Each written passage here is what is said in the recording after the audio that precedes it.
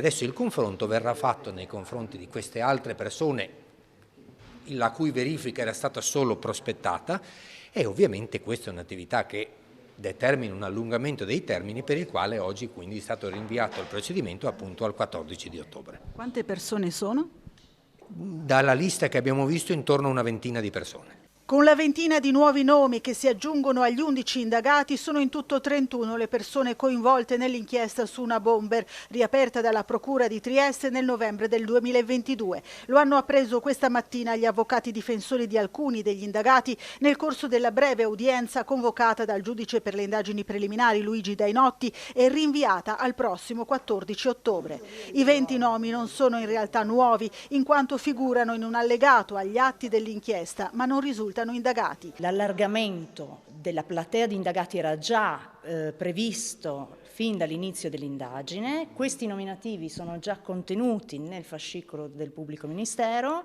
Non si capisce perché non fossero però già stati inseriti nella lista degli indagati.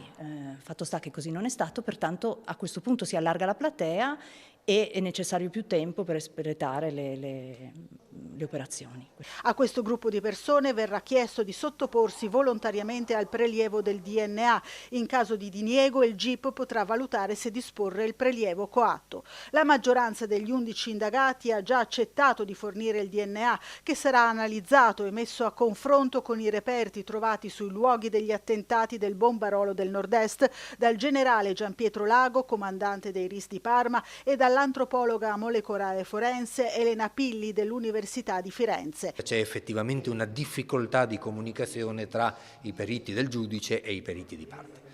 Cioè, tant'è vero che noi apprendiamo poi così, in questo caso addirittura dalla stampa, che sarebbe stata allargata la platea.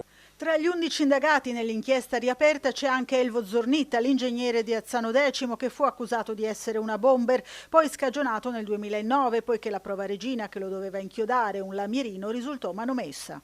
Lascia immaginare a tutti come può vivere uno che ha passato quello che ha passato quest'uomo.